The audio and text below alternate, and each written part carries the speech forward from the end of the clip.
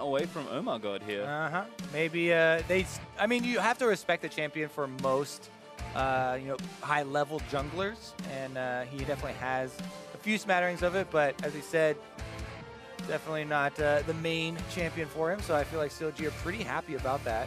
And there's a Gragas takeaway, so FlyQuest going to deny that one. I think Omar was planned up to play it. It seems to be the CLG jungler flavor, as there's a Galio pick for CLG, and there's that Kalista. Stixxay, a player that has always loved this champion, and her being back into the meta just feels like a good thing for CLG fans. Yeah, and my goodness, do they have so much bottom lane control here. If that is a mid lane Galio, and as I kind of expect it to be, yeah, technically they could still flex it to the top lane, but if that is a mid lane Galio with a Kalista and almost anything, as all the supports are up right now, bottom lane with a mid lane Galio that can ult down there, that is a ton of, you know, bottom lane pressure, dragon control.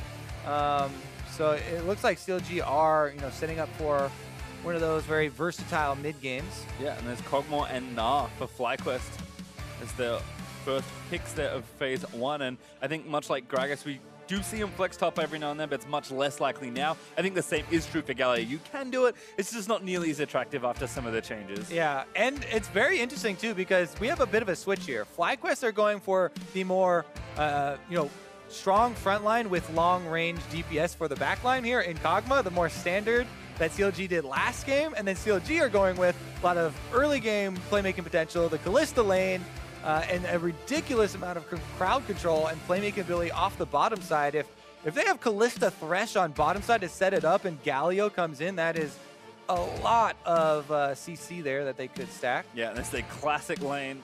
Pretty much since Kalista became a champion, and certainly one that Stixxay and Aphro have a lot of practice both together as a duo and individually on these champions, as Tahm Kench is the first ban for CLG. You're going to start picking off supports here, and Jarvan actually banned by FlyQuest. Again, another flex. More likely a top laner here, so maybe looking to protect that Gnar for balls. Yeah, it definitely looks to be the case here.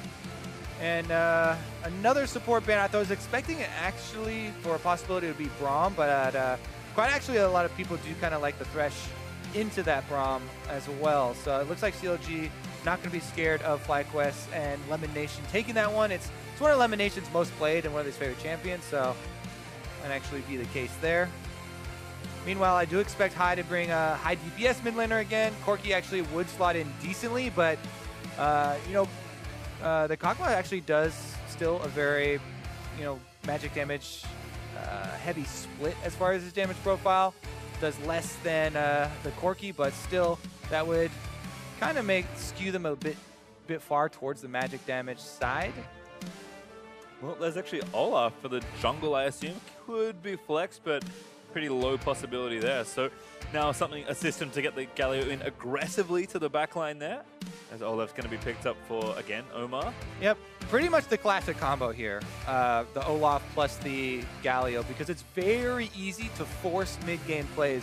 And as we talked about, the earlier game-oriented compositions kind of having the problem of maybe stalling out there in the mid-game. If you literally just have Olaf ghost and run at the enemy team, he guarantees Galio's getting in there, and they have the Thresh and Kalista for, you know, bottom lane control as well as playmaking pretty early on. So CLG definitely not hiding what they're going for, and FlyQuest draft exactly as expected with the last two picks, last two expected ones, and they rounded out pretty much switching kind of themes here from game number 1 to game number 2 for both sides. Yep, Braum Corki for FlyQuest, and Huhi says, all right, this was my counter pick before, I'll play it again here with the Vel'KoZ. So they do flex the Galio up to the top side in the end and have Huhi again on the late game.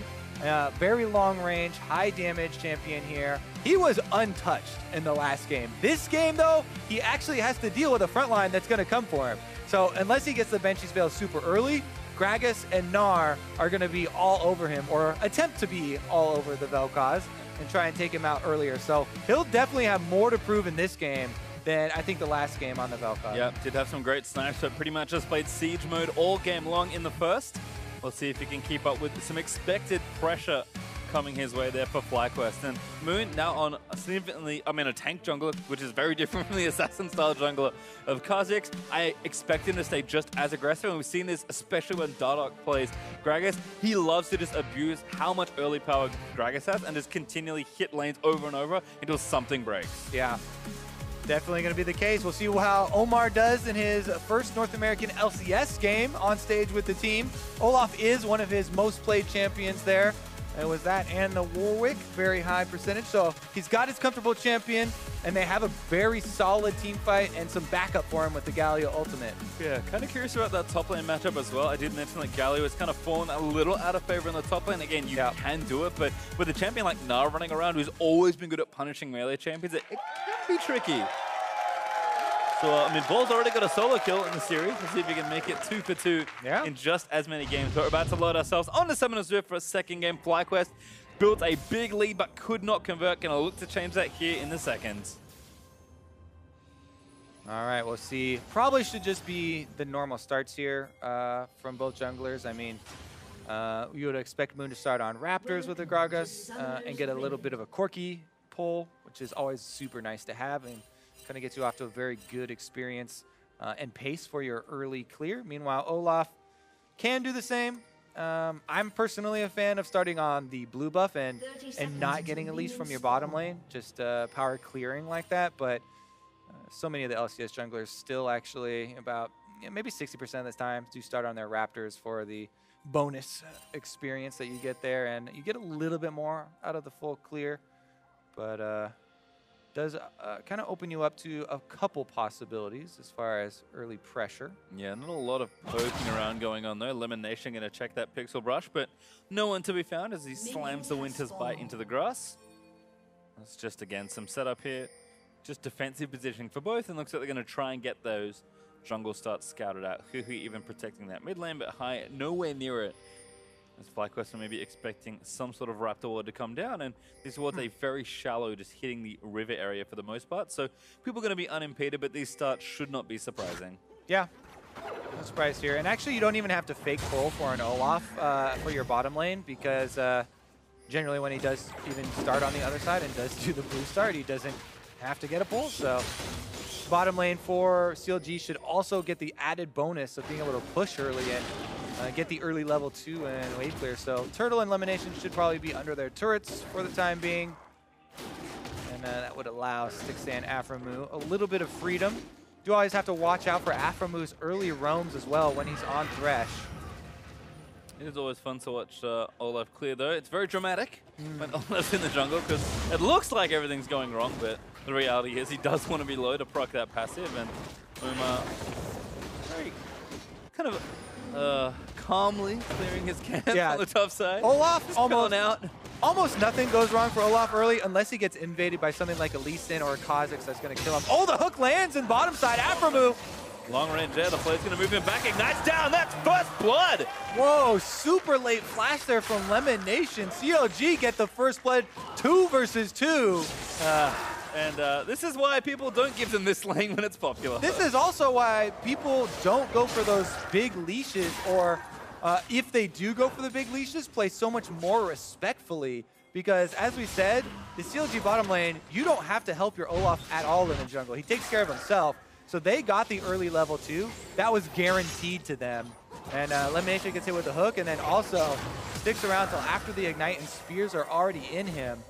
Not only does he go down, but Flash is down as well. So FlyQuest have to now worry about the bottom side, as previously in the last game, that was a really big point of power for them, and got their early game kind of off to the races. Yeah, it's twice now we've seen the Kalista lane be the one with early pressure. I don't expect that to change with a lane as dominant as Kalista and Thresh. High though, he's getting his own pressure, pushing Huhi in towards the turret, but Huhi just able to farm things up, and Balls again could have an advantage here at 1v1, especially in mini form, but Galio will just be Galio here and tank the damage and clear waves. That's all Darshan really cares about. I do want to be clear though, doing the super leashes is a good strategy. You just have to be so much more careful and respectful as your bottom lane, because you know you're getting there late. Oops, doesn't get quite over the wall. Not sure if it matters at all, because both of them got vision of each other, so there wasn't going to be any surprise gank. It's not a big blunder or anything. Yeah, Moon actually might be sneaking into this bottom side of the map, so perhaps expecting a counter game, but we can see Omar's already gone back. See if Moon can actually get something done here on the bottom side. 3 summoners up here for CLG, and it's all their defensive ones. Aphro only had to burn Ignite in that last first blood kill, so Moon could be waiting here a while. Yeah, I'm a little bit surprised, but I'm pretty sure they did, you know, get vision of Olaf, as well as they have the deep wards here to know that this side of the jungle is cleared out already. And if Omar was waiting around, he'd be wasting quite a lot of valuable farming time. In the end, it is Moon who actually delayed a little bit. He will pick up the Krubs, though, and it's going to cost him some vision here up on the top side as Omar goes for an invade. Gonna hit the scuttle and get some wards down, so I guess he hasn't taken it just yet. So that camp's still up, I suppose, as Darshan. Nice chunk of damage in onto the mini Gnar. Prepping him for a dive, and it looks like the tables might turn. Balls. Like, yep, I'm out of here. I know exactly what this means, Darshan. He's gonna play it safe. As Aphro with a nice roam towards the mid lane, actually freed up from the earlier kill. Gonna wait it out, look for the hook. Great prediction. Gonna flay him back after the knockup. This could be a killer's high, forced to burn that heal. He holds on to the flash, though. Pretty good nerves there for High, holding on to that one. But it's a funny mind game, because to me, I was thinking as soon as they were starting that play, I was like, Aphromoo going to go for the prediction, so High should go for the classic, just walk straight. And if, you know, at LCS level, when you're playing at this level, if you revert your settings to kind of bronze and you just walk in straight lines, then usually skill shots will miss you because people are kind of expecting you to dodge. But that layer of he knows that I know that he know that I know or whatever gets pretty deep. And in this one, Aphromoo did find it, so he is rewarded with the heal summoner out of mid lane.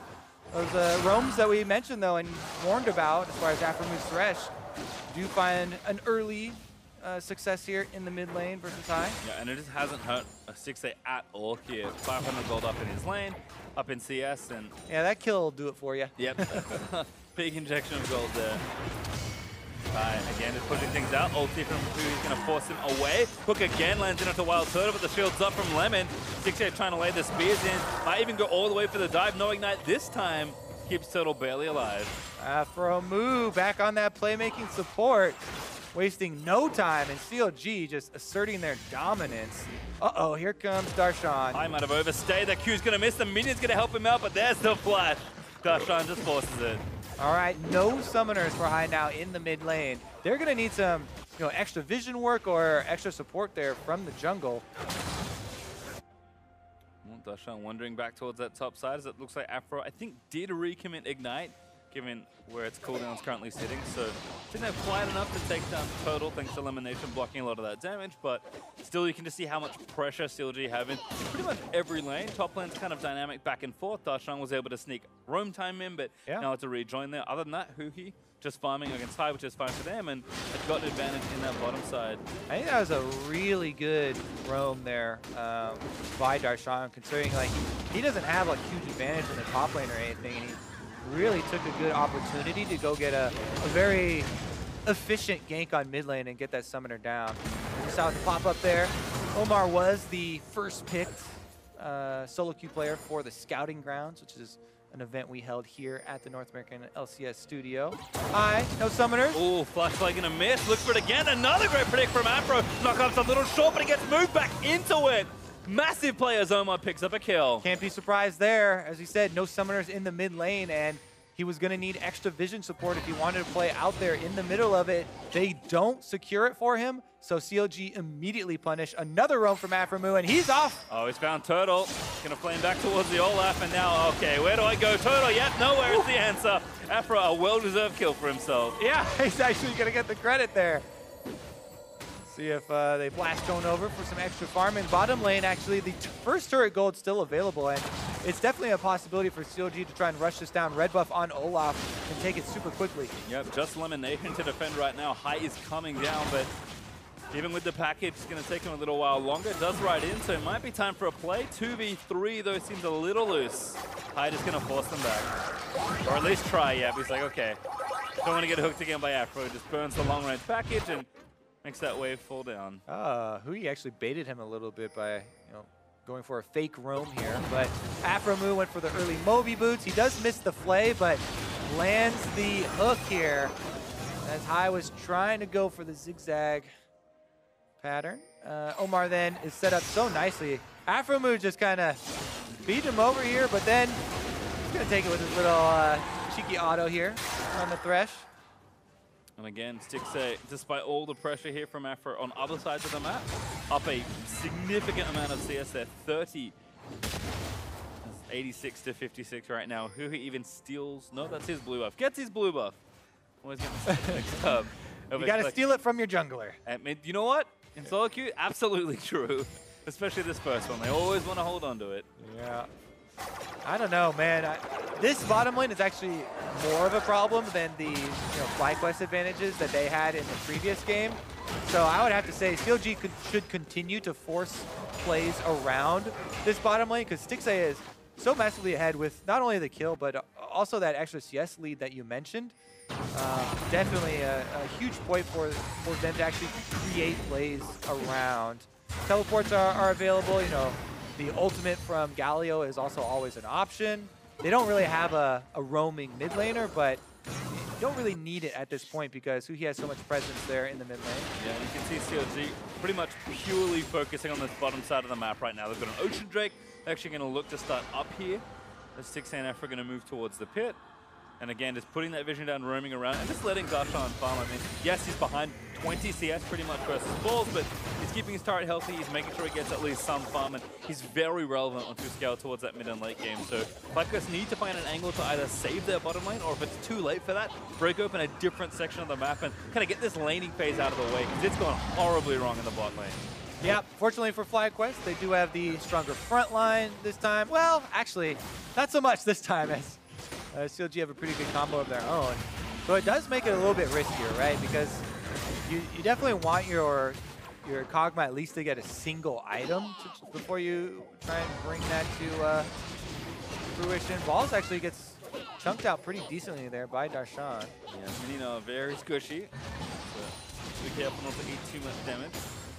Stay an arm's length as the expected Drake now going to be completed for CLG. That'll be nice if they look to extend their advantages in the laning phase. Bit of extra regen. And all of a sudden, it's just feeling very straightforward for CLG. This is kind of what we saw from FlyQuest in the last game, where they were slowly building advantages just with some smart plays individually and then kind of around the skirmishes in the early game. Here, CLG kind of doing a very similar looking thing, advantage in the bot lane, just with some individual outplay in that 2v2. And CLG are definitely a team that know how to convert. They defended well in game number 1 and should be adept at pushing forward here as we move into the thick of the mid game. Definitely the next goal for them is going to be to get the first turret on the bottom side. The turret's already low, and it's a completed Blade of the Ruin King on Stixxay. Oh my goodness, those chunks here from Huhi. Huge damage poke coming out from the Vel'KoZ. That actually might be able to turn them into a first turret goal here on the bottom side. Yeah, you see Huhi pretty much on cooldown use that ultimate and just pressure high back out of the lane. Even going to get some extra damage down. In fact, the roam mid is starting for CLG. Omar's here and looks like Stixxay is just behind him, so I'm going to try and push him out and then shove down the turret just like he suggested. All right, CLG bring 4 members. Can't quite finish the job here, though. Aphro with a rare miss. I think that's the first one I've seen in this game on camera, at least. Darshan going to take those minions back out. Ball's a bit grumpy. Throws a few bricks at him, but going to be A-okay as High's returning to clear this one out. And looks like the turrets will stand firm-ish for FlyQuest, but are in danger of losing 1 or more with CLG's next play. Yeah, CLG actually with the luxury of a bit of extra time here. High is going to find an Olaf when he blast cones over. That should be enough to dissuade this dive, but FlyQuest make a hard push for that first turret gold. Yep, just going straight forward. It's going to be a race on bottom lane. A little late for CLG on the play on FlyQuest. Going to get the bonus gold out of the deal. They get it just before the last minion goes down too. CLG not putting up a big enough defense to delay it. I'm going to take that first hook, hops back away to Turtle. In fact, they're not going to get it on this wave either. FlyQuest calling down a little bit of help. Moon is in the area, but spotted by a ward that CLG has placed, and gonna have to wait a bit longer to collect that turret gold. FlyQuest, nice proactive play, realizing, you know what, we have to break this game open, and get us out of this landing phase because we're not really winning. Yeah, I mean, it was a really good call by High to take the opportunity to roam up to the top side and take that first turret gold bonus away from CLG. Otherwise, it was just a matter of time before, you know, bottom kind of took their toll. Now, they've also freed up their strongest member. Ball's here on the Gnar. His Mega Gnar bar actually just procced. So maybe not going to look for a team fight now. He'll be exhausted if that one runs out. Well, going to move back towards the top lane instead, but does have a Black Cleaver finish. So Darshan's putting up little resistance right now, despite the armor he has in the Glacial Shroud and that cloth armor and the Ninja Tele actually. But he'll get there. Galio almost always finds himself nice and tanky at some point, and Huhi with continuing his leisurely pace of play here in mid lane, going to get that blue buff and just keep farming. It's a good life sometimes, the mid laning. You clear the waves, you relax, and something happens eventually. Yeah. Your team yells at you when you do stuff. All right, a little bit of a trade here, but not too generous. Balls might look for not quite the full-on dive, but a huge amount of damage. Black Cleaver, baby. And Stixxay finally getting the turret he was looking for, but no bonus gold's gonna sad days for CLG. Stixxay, they're gonna push the way through. He's still up a decent amount of gold, not quite 1,000, but relatively close to it. As Fly gonna start the Rift Herald actually. We're going to trade those bottom objectives. So the delay on that bottom outer turret actually really costing CLG as far as the total objective trades goes. Yeah, this is definitely good for FlyQuest to work off the top part of the map where they have balls, winning his matchup, and getting that pressure. They're not really focusing on shoring up the weakness, but playing off their strength on top side. See if they can actually convert this Rift Herald here into an outer turret. Because once they go for it, I have no qualms about CLG actually starting a fight here and just charging in with the Olaf and Galio combination. That's definitely something you have to worry about because the Blade of Ruin completed on Kalista, as we said before, and Stixxay is ready to roll. Gonna have a swap as well by the looks of things, as Turtle and Lemon gonna match CLG's duo there in the top lane, and Balls is already down there near Darshan, pressuring his High. He's also gone back, picked up his Trinity Force, so kind of first major items across the board being completed here. Frozen Heart there for Darshan. Talked about the Black Cleaver already for the Gnar. We can see pretty much everyone's got their first item finished, with I guess the exception of the junglers who do have their enchantments done. CLG maybe looking to get a bit more proactive here. Have to keep an eye on Moon's Trinket.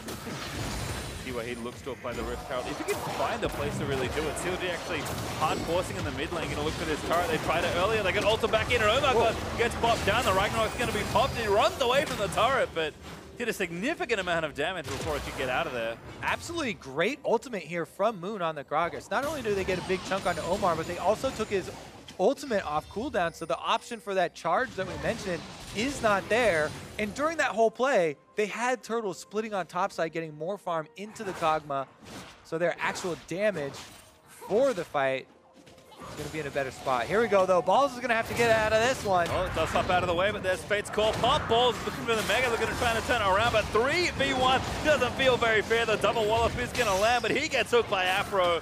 Should be enough, and there's Stixxay claiming kill number 2. All right, let's see what they do with this, because CLG can transition into the Cloud Drake, but WildTurtle is still pushing top. I don't know how quickly he could get to this turret and take it down. CLG might want to send somebody up there to stop it. Looks like they're going to go for 3 at once here. He finishes the Cloud Drake while they go mid. 3v1 again. High back towards the safety of his control ward, dodges that hook, but turret's too low. High can't get in, zoned by the rest of CLG and Lemon. Just a touch too late to try that, as Turtle also forced to pull away as Darshan moving back towards that top lane. So a great triple play effectively there for CLG, getting or saving themselves across 3 different lanes. Turtle takes the red buff though there for Kog'Maw. Ah. Gotcha. Well, better than nothing certainly. Nice little pick up there for Fly. Huhi gatekeepering. Just absolute nonsense right now with the Vel'KoZ as he wipes away those waves. High looks to repay him by taking away some Raptors. Gonna get the whole camp nice and easily, but oh, no, misses the big one. Looks like resistance is coming. Gotta run for it here. They got the Ren slow. High gonna pop their heel for a bit of speed boost. Flash out of the way. Aphromoo over the wall. And there's the play back in. There's the knockup for the Vel'KoZ, and goodbye. CLG roaming Death Squad finds another kill for themselves, and that should be transitioned into a turret. Meanwhile, Moon had to pop the Rift Herald because it was going to expire, and she's looking for the back door. Yep, not a bad spot. Typical FlyQuest Rift Herald. Enough to take it, so not bad placement, but CLG already up on tempo, looking to play in this top lane. Tower number 3 could be there shortly. Stixxay and Aphromoo with a big enough wave to try and take it down. Even the FlyQuest Rift Herald is always looking for backdoor one-shots on the turrets. Sneaks through the jungle, is able to find it there and get something back for themselves. But CLG are absolutely destroying this game. It's 5-0 with a lot of control, and they still haven't even used the Olaf and Galio initiation. You know, their team fights slowly building up stronger and stronger, and they've got both summoners down on high. Really, that combo is looking for the Kog'Maw, but now that High has no summoners, they have 2 really juicy targets to just run at there. Olaf ultimate with Galio. They might even get both because the AoE is so big. Yeah, and we saw this in the last game, actually, but on the FlyQuest side, they built a small lead in the mid-game, were able to snowball to a much bigger lead, and then CLG just effectively stalled the game out enough to take over with the scaling that they built into their comp. FlyQuest, I think, will hold up well enough in the mid to late game here, but doesn't necessarily feel like it's as much insurance, given that CLG have also drafted themselves some good amount of team fighting. It's not the effectively 4 carries plus a Sonar that FlyQuest had before. So, I mean, FlyQuest recognize that they do have to stall out this game, but stalling for too long is going to create just as many problems as they have now. They're already behind it. They're not going to get, you know, that much quicker to parity if they keep giving CLG every advantage. Again, I mean, it's so difficult, right? Between you can't give every advantage. I don't think anyone will argue that, but also you have to constantly look for where are you going to be able to create your comeback. Let's see here. Darshan is looking for the engage right now, and they got Kog. Don't find Soda, but he flashes out of the way. We need for the defense as CLG commit that ultimate. Life bonus iteration. Void Monster protected. Yeah, just so you know, you can't block the damage of that Vel'KoZ ultimate. It's just going to burn everybody on its way to the Kog, and they got Darshan under turret. Combo there, but High not able to get in and deal his damage as well. So Darshan staying pretty safe. His balls also refuse to TP, looking to shove down this bottom side instead. He's definitely, again, going for more of that early split push power, so should be good to try and knock down some turrets and open up the map for FlyQuest, but CLG starting to more aggressively group as 5. Yeah, FlyQuest want to bide their time and wait for that nice opening here, basically. I mean, they're not that far behind in gold, and it's not like they're facing super outscaling or anything like last game. They actually feel pretty comfortable in it. So FlyQuest under quite a bit less pressure this time around to create, and they are staying fairly calm. They just want to continue to have that Gnar, use the advantages, and Balls is able to press up to the turret at least. The thing they're lacking really is the extra vision. That's why, you know, CLG's roaming Death Squad kind of was able to get a couple picks there and set up for those plays. So FlyQuest, they have to be kind of cautious while they're looking for this, you know, mispositioning or whatever from CLG. Currently 2 members in topside that High actually has to deal with. And I love that filters through the mid lane turret still building up as Balls and Darshan meet again. Balls, yep, not enough lane to kill him, so Darshan just burns the ulti and gets out. I mean, no froze him out. Maybe meant he could have just walked away, but Darshan wanted to make absolutely sure he was getting out. Yeah, it's pretty annoying just with the Black Cleaver. You know, the buffs to Gnar's Boomerang, actually, with that cooldown reduction, you just continue to spam it is pretty annoying. But, yeah, no Galio ultimate, so no more of that Olaf Galio combo, which we actually haven't even seen one time. Well, poke lands in, double knock up there for Huhi. Again, continuing the poke as FlyQuest playing a little further forward. High trying to run them away from that mid lane tier 2. CLG going to reset and look to reseed once more. Hook there for Aphro. Actually going to land somebody back. It's Omar. Is that Stixxay going to move in? Boone looks to try and get the ultimate down, but Stixxay pulls out the spears and gets a kill. Aphromoo finds another pick for the team, and CLG now have the presence in mid lane, pushing down the turret. Aphromoo Thresh looking good early and 100% kill participation. Nothing feels like it's changed for this bottom lane. On fire so far for CLG, and that's the turret they've been looking for. Now 4-2, finally opening up even more space in mid. Just got to get out safely, but looks like they'll be more than safe here. FlyQuest not really that many tools to directly engage. Exactly. Even though they don't have Olaf and Galio ultimate, it's very risky to push up. Play under Turtle, hooks him as well. This integration rate is going to burn down Turtle. Darshan now with a flank and a look to taunt up high, and it's just a massacre in the mid lane. Yeah, you could say risky, and CLG definitely punished him for it. As we said, you can't block Vel'KoZ damage from the ultimate. True damage burns right through, even past the Braum shield, and that is going to be a very significant advantage for CLG in setting up this Baron.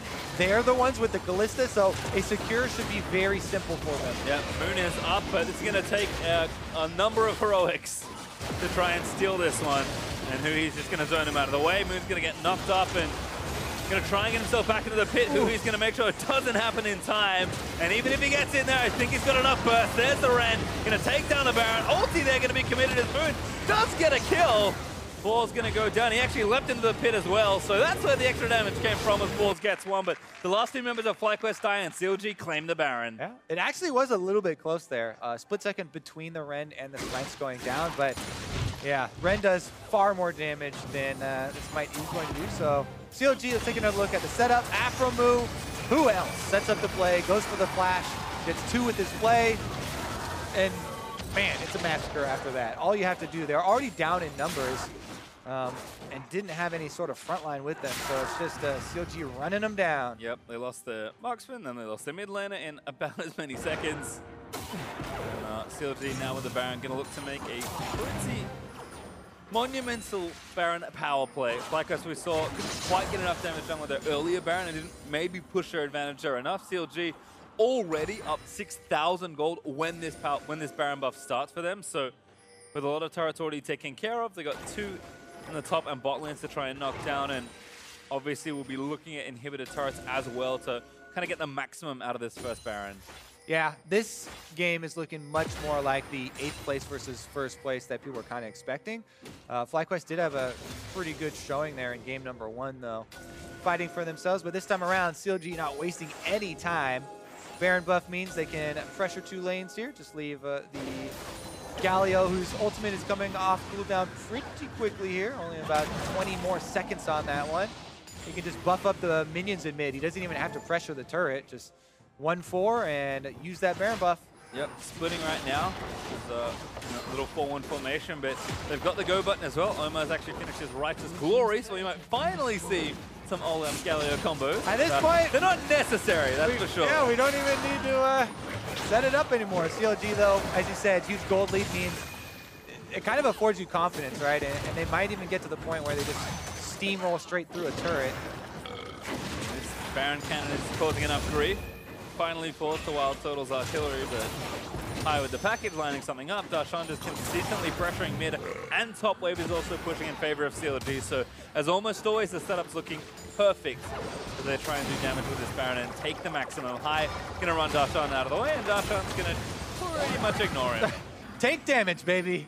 He does more than High is able to get off in that trade and bullies him out of the mid lane. Take a look at bottom as well. 50 seconds only on the Baron, so going to get a couple more waves out of this siege, but probably don't need too much more. Darshan actually joining the team full time now. Huh. I thought for sure he would stay mid and buff up the next wave of minions. I think that they actually should have kept him mid to get this wave that we're seeing right now and a little bit more chip damage there, because that Galio ultimate has been ready for a while. If anything happens, that's probably going to be his first move no matter what anyway.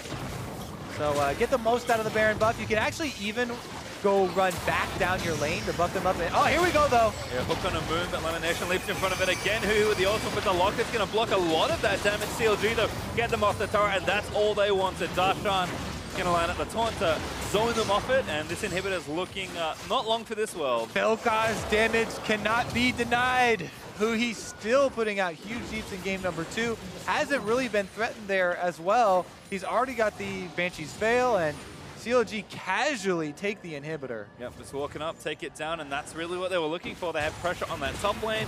Won't get the turret as Turtle goes to answer those minions. Wasn't quite enough damage on its own, but 4,400 gold or thereabouts for the CLG power players. I think Stixxay intentionally misses clearing the wall, and we're getting pretty close to that 10,000 gold lead. 8K up right now for CLG.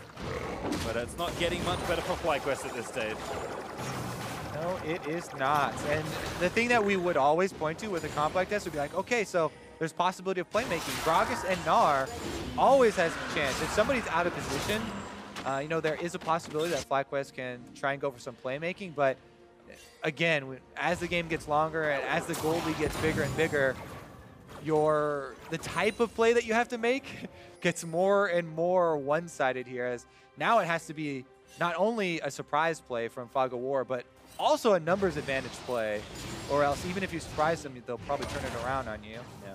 Kind of some fun item cards to look at while we've got a bit of time here. CLG setting up their next set of pushes. I'm actually like the kind of budget solution that Moon has offered here to Vel'KoZ ulti and all the AoE. Cinderhawk Locket Stoneplate, pretty effective on Gragas, and actually did a good job with that shield, blocking a lot of that damage. And Rod of Ages actually for Darshan on the other side is that one where I feel like Galio kind of needs a bit of a boost, given that his wave clear did get changed. So I think a lot of Galio is starting to go for this item as Might just Glory popped.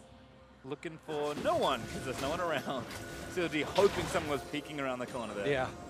All right, I think that this secondary turret's actually too difficult to defend. It's so risky because there's a lot of flank opportunity for the enemy team, and it funnels the defensive team into a very small corridor. So FlyQuest, I think correctly, give that one up without any fight at all. You got to choose your battles, especially when you're this far down, and they're going to definitely need a better one and a better setup for one at one of the other turrets. Well, a minute 10 might be where they have to look. That's when Baron is respawning for the second time this game. CLG going to go back and spend their volume of gold, and then look to just get that one in due course and try and close out this game. CLG, I mean, I think one of the reasons we've been so impressed with them as a team, I mean, when they're always doing well, I feel like this is the case, but it feels like the talent's always been there, and we always kind of almost jokingly talk about how good their teamwork is, but even when behind in game number 1 when they were, and especially when they're ahead, this is a team that has always knows what they're doing around the map, and game 1 looked pretty clean on the defensive side. This game looks very clean on the offensive side, and being able to do those things is usually the mark of a good team. All right, well, those things now include setting up for 25 seconds until the next Baron. And buying the Jais on Galio. So how do you do that, Pastry? We've done it. We've said it so many times. Over 5 years. Over 5 years of setting up Baron your vision here through the blue quadrant of the jungle. Get your control down there on the Baron and set up for your picks. Aphromoo probably going to look for kills first before they even get close to starting it. And Huhi might actually be the one to get some summoners down. Yeah, also moving back a little there. Oh, Lemon being caught out of position. Kog'Maw grabbing his 4th kill of the game, been quietly collecting heads. CLG, all right, well, we tried for your jungler, we got your support. We'll just run back to the Baron and see what your next move is. All right, check it off the list. They got vision control. They got one member down on the enemy team. Now engaging for the pick. They want to take the jungler down. Moon going to get knocked back into the team. He should fall. The Locket Stoneblade might keep him alive, but the damage more than enough for Huhi as he goes down. Darshan burns the ulti for a bit of extra style and knock up there onto balls. And that's 3 members of FlyQuest dead. Baron might not even be needed anymore. It's Turtle flashing out of that ulti. Huhi flashing forward. Going to force Turtle summoner there. Tried to pick him off. All right, looks like they're going for the end here. CLG looking to end it in a very quick 2-0. Actually just teleporting onto the minion, gets a little further forward as Darshan looks to zone them out of the way. 20 seconds left on Moon, Balls following him 10 more. Uh-oh! A little too low, Darshan gets out, the locker pops, but Aphro's actually fallen to Turtle. Maybe a little too much as Stixxay does take down Lemon again, who just came fresh off the respawn. Nice punish there from FlyQuest, but they still got some work to do. CLG inside the base. Retreating, trying to take down the turret as they go, but Omar's tanking the turret damage there as High gets burnt down by Huhi. Laser able to take down the Corki. Drone comes out from the audience there as another kill goes over to the Vel'KoZ. Huhi has not died on Vel'KoZ this entire year. We can expand it as many facetious add-ons there as these are the only 2 games, but yeah, still hasn't died on that champion. Hasn't actually even been pressured very heavily. We haven't even seen him get knocked into the team or anything. Here goes FlyQuest, a little bit desperate and going for a play around Baron. Well, have to try something, but CLG already with the easy response. Ball's going to go mega, but kite out of the way. Knocks one back. It's only Darshan as the tank moves back towards WildTurtle, but Ball's going to stay tanky for a little while longer. Huhi going to try and burn down Moon. He goes down, and Turtle going to be the next target. That's going to be effectively the aces. Lemonnation back off his second respawn of the last passage of play. And Baron just going to get started, and Lemonnation decides, I died twice already. I'm not face checking this. Yep, gonna have to clear out the minions in their base, but CLG now with Baron buff should just go for the recall and then try and push again. They definitely got punished for going for the super quick end there and trying to run past the inhibitor turret to go for Nexus. Good job by FlyQuest keeping them on it. Yep, some sort of speedrun attempt there by CLG is denied. But they'll pick up this desperate Baron attempt here. All right, then we got the CC here. Moon was still on Baron, so even though he comes into this, he's at half health when he does come into the fight. Not to mention, they are outnumbered here, and Stixxay is able to just take down the front line. So CLG, as you know, able to pick up all the kills.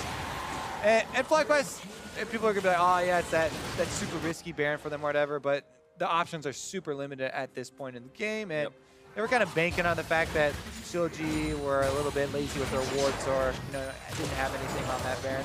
Got to try something because they are just too far behind at this point. CLG have an insane gold lead at this stage. 14, 15,000 gold up, and we're only 35 minutes into the game. And yeah, their carries have decent items here. 3 for almost everyone in the bot lane and their solos, but CLG have much more than that. Yeah, they've got 20 stacks of Medjais on Darshan on their tank Galio. A deathless Vel'KoZ who's got 10 Dark Seal stacks and 4 items.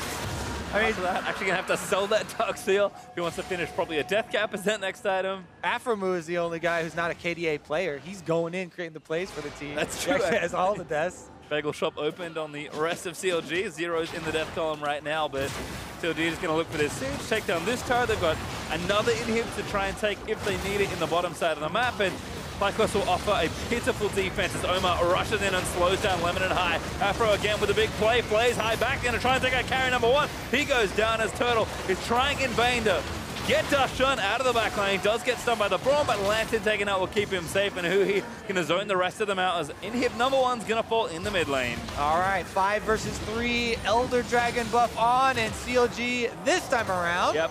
Look at it finish. Only one turret left there. A speedy finish attempt to get it. That's another great hook from Aphro. It's going to seal WildTurtle's fate. Balls goes down.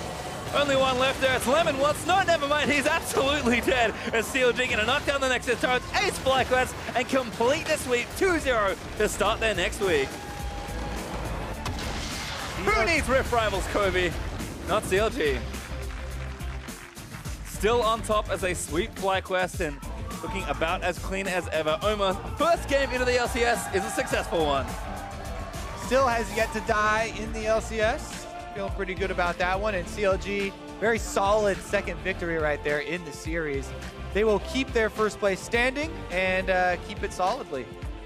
And again, looking to continue that run in the weekend. They'll play Dignitas as their next opponent tomorrow, but have to feel like, again, starting off strong after that week break for them. Looking good here on 7-13. Oh my God. FlyQuest, I mean, offered, I think, maybe a lot more resistance than we might have expected given the standings matchup, as hugs are exchanged with some fans. CLG with big smiles on their faces. I believe that's Smithy's family. I think so too. They're all still good friends.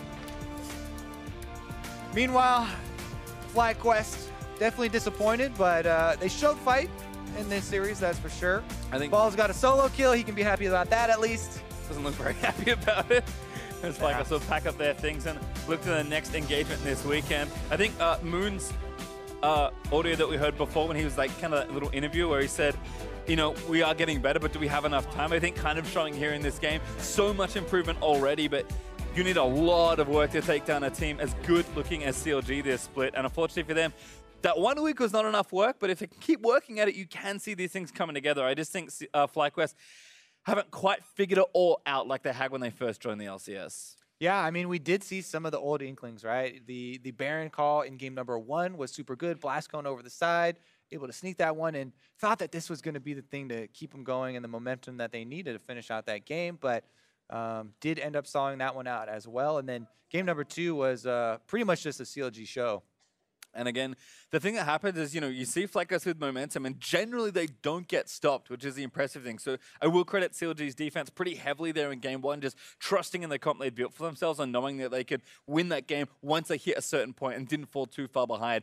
But game 2, as soon as they started losing, they just kind of kept losing there, which is always a rough one. Yeah, I mean, definitely curious to see what Omar thinks about it and, you know, how CLG go forward, because they talked about also, you know, possibility of pulling up other players from that team. And I do think that that is a good direction for so many of the LCS teams to go to have, you know, options, not only for just one position, but multiple positions. All right, I guess the last thing we can talk about, still lining up, I believe, an interview. It should be with us shortly. But Huhi, 2 games of Vel'KoZ. This is a guy we've kind of slowly but surely been crediting more and more. I mean, he's I such didn't look a at good the split already. damage he did this game. I think it was a lot. First game, he was definitely the most damage in the entire game. Which we'll have a quick check and see just how much damage he did. I mean, Vel'KoZ does a pretty disgusting amount of built damage. for damage. Certainly is. I mean, when you don't die, you're in the backline playing safe, throwing skill shots in. It's going to be a lot. Oh my goodness. That's quite an impressive. He did more than twice as much damage as anyone on FlyQuest. 37,000. And at 10K more than Stixxay. Well, for we're in that series, let's check in with Captain Flowers and CLG's newest member. Thank you very much, gentlemen. I am here with OmarGod, who along with the rest of CLG just had a very promising victory over FlyQuest today. Now for you, this was your LCS debut. How does it feel to finally be up here on the big stage? It feels amazing.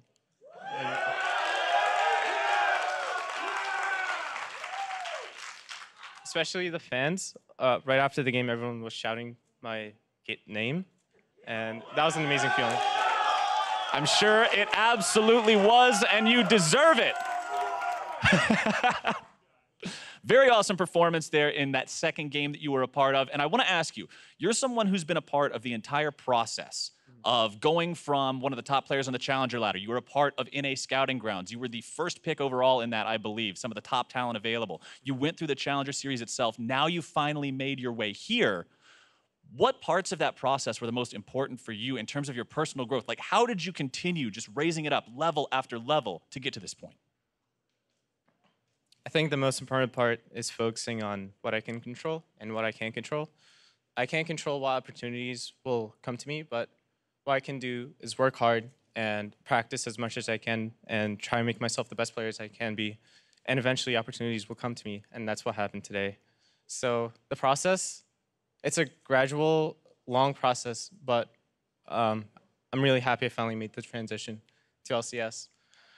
That is an absolutely fantastic attitude and outlook to have. It's the kind of attitude that will find you success like this if you stick with it.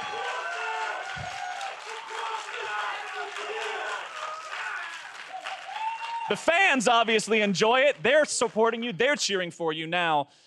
On the topic of success, let's talk about the team's success as a whole. CLG been sitting on the top of the standings now, a real competitor so far in Summer Split 2017. What's the plan for you guys to make sure that you're staying on top of the table going into the latter half of this split and staying on top of the playoffs? At the start of the season, the whole team made a goal, and that was to win everything, and we're just going to keep that up. That's fantastic. CLG looking to take it all the way, win playoffs, go even further than that. And with OmarGod on their side, I'm thinking they look like they got a pretty good chance. We're going to go ahead and toss things over to the analyst desk now to break things down a little further. Thank you very much, Captain Flowers and OmarGod on the Rift. And the God is unkillable so far with the help of Chronologic Gaming as they come out with the 2-0 sweep. Starting things off, they seem to get the Olaf for themselves. Huhi back on that Vel'KoZ, stay on the back line and let everybody else be a front line as you just shoot lasers. Yeah, and Olaf is definitely a comfort pick for OmarGod, so nice to see him, get his shot on the stage and actually perform very, very well. Sure. They had an extremely dominant game, and back-to-back Vel'KoZ for Huhi is really cool. It'll be interesting to see, if this is something that he's actually just going to continue with, or if he feels like it's specifically just an answer to Corki, because he may just actually like that individual matchup and maybe only going to use it as counter pick. And it seemed like CLG was itching to get back on the Rift. Game one maybe a little bit slow, but game two really coming out fast from the get-go. Aphromoo roaming on this Thresh, getting his playmaking supports back going, and we'll get those replays for you on your screen. Starting off here on Lemon, a little disrespect to the lane, but Aphromoo didn't stop there. I mean, Kalista Thresh is one of the strongest all-ins at level 2 in the game. If you are not going to get level 2, you need to show that respect, back off, and then Afro's hooks were actually insane in the mid lane. Even before this, I believe he had forced out the flash from high with a roam and a predicted hook. So he was on point on the Thresh. And I think seeing him on these playmakers is always just such a treat because this is really where Aphromoo shines. It really wasn't. Stixxay taking the Kalista for himself this game was able to stay very safe in that bot lane. And like you were saying, that play in the mid, I just want to touch on it once more. It was Aphromoo coming in, then it was Darshan coming down, and then they finalized on the third play. Rinse and repeat here for CLG and made the plays look very, very good. Now with OmarGod in the mix, things seem to go very well in the game. They didn't push too much, and just having a lead, being a #1 team, seems like something they'll be a hold on to, even with this change. Yeah, it really does, and I think it's one of those situations where you have this composition for FlyQuest, and they're up against a double front line who's going to be very powerful and a massive amount of backline damage coming from the Vel'KoZ, and